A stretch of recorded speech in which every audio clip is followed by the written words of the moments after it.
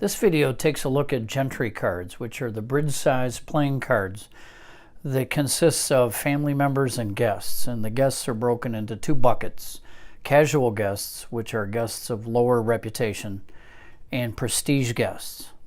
I'm beginning with a look at Colonel Stephen Clark because this card pretty much has everything going on so that we can talk about the anatomy of a card and see an example of each. In the upper right-hand corner are the endgame victory points associated with having this guest in your Gentry deck at the end of the game. Because Colonel Stephen Clark is a guest of modest reputation, there's no victory points awarded for this card being in the deck at the end of the game. In the upper left-hand corner is the prestige rating. The prestige rating is the minimum reputation that a family must have on their player board in order for this guest to attend an activity at the country estate. Because Colonel Stephen Clark is a prestige rating of 1, he would be able to attend any activity at the country estate of a particular player, because that is the lowest level of reputation in the game. The stylized lily, called a fleur-de-lis, located below the prestige rating, tells us whether or not this is a casual guest or a prestige guest. There would be 2 fleurs-de-lis if this was a prestige guest. In the lower right-hand corner, we see the required service for this particular guest to attend an activity at the country estate. Here we see that a footman is required for this guest to attend an activity. If a player does not have this servant available or does not take a special action to make them available, this guest cannot attend an activity at the country estate. On the right-hand side, we see the benefits. And in this case, you're seeing the penalty associated with this guest attending an activity. And that is because Colonel Stephen Clark is a pauper, but because he's a heroic colonel, he's an unsettled man plagued by war wounds and is in need of aid, but because of his heroism, he brings reputation to the family that hosts him at the country estate.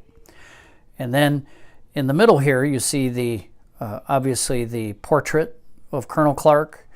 You see the name. You see the class. This is not present on all. It is only present on a guest that fits into a certain bucket, and that tends to be the guests of negative reputation or perhaps a description of the family. And then you have a brief little biographical note here.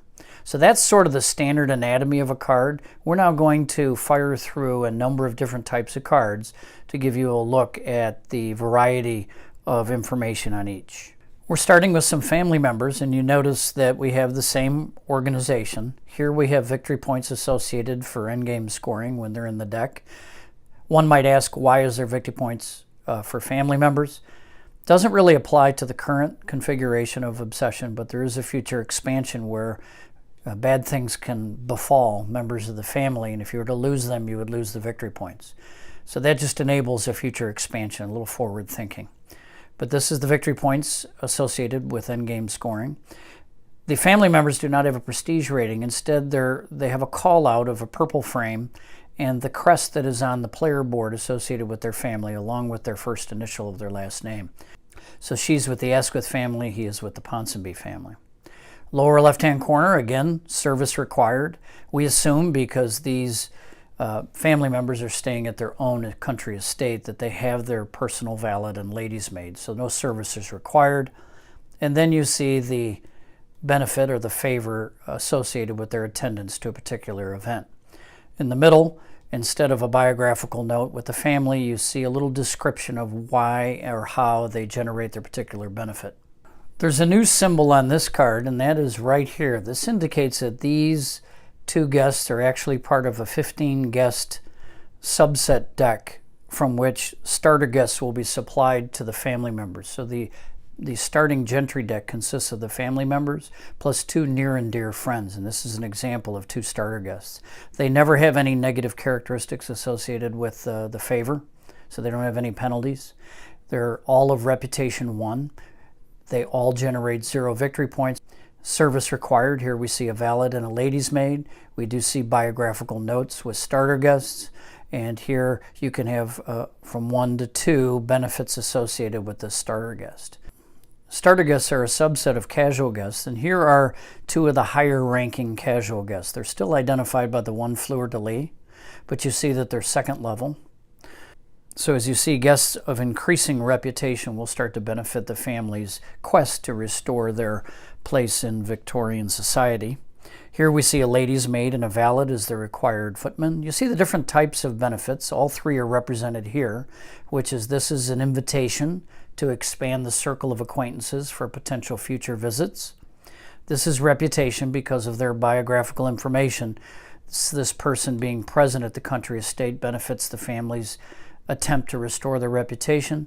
And then typically when you see a benefit associated with pounds, it's because of the connections of the individual to overseas business investments or local politics that can help the family in some way financially. It's not like Sir Alan Fulford here reaches into his wallet and hands £100 to the hosting country estate when he's there. Now this refers to the impact of having him spend a good amount of time at the country estate, passing along some connections and other contact information.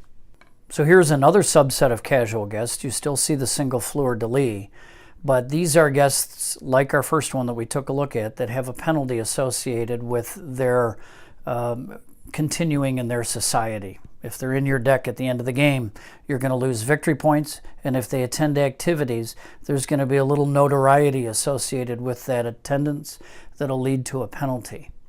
I'm not suggesting that these guests will join the family's circle of acquaintances with full knowledge of some of their character issues or some of their social standing, but people learn things over time, and as the game goes on, the true character of a cad such as Sir Bentley Churchill will become clear, and it really is up to the family to dismiss them from their circle of friends and not continue in their society. So here you see the same layout, but you do see for the first time negative victory points associated with certain guests. You'll notice that undesirable guests will always bring a positive favor along with them. So sometimes it's worth suffering the consequences of having them in your society because they bring an advantage. And there's no better example of this than the American heiress, who really can hurt the reputation of a family, but is extremely wealthy with New World contacts. So here's an example of the goal of the game, which is to acquaint yourself with the most reputable guests in society in Derbyshire, Southern Derbyshire society. You can see significant endgame victory points. You see that these are prestige guests by the two fleurs-de-lis. You see these prestige ratings, which the family has to actually get their reputation up to that level before these guests will be seen at your country estate.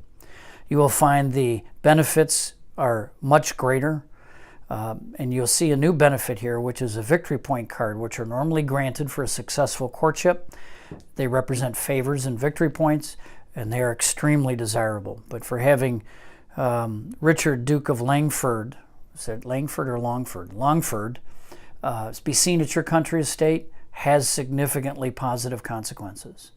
The last two guests we'll look at are the love interests. So they pattern after the family in that they have their crest located here. They are prestige guests. So this guest, accompanied by the young lady of the house, will trigger the admirer bonus. And notice that they have a different combination of benefits. You might say, wow, she has a prestige invite, a little less reputation because it's still a patriarchal society, and he has more reputation as the heir to Alderley Hall. However, because he will trigger the admirer bonus with the young lady when there's a successful courtship, this can actually be a full level of reputation when Charles Fairchild Esquire is seen at an activity at your country estate. She doesn't have quite the reputation, but when you take a look here at the contacts that she has, and you saw what those guests look like, that can make up for that. This creates a real tension in the choice of which of the love interests is going to court whom at your country estate. You may be really arrowing for a lot of prestige guests as part of your tactical play, in which case you would invite her. You might be suffering in reputation, in which case maybe you would lean to Charles. And that's a review of the Gentry deck and the cards that are contained therein.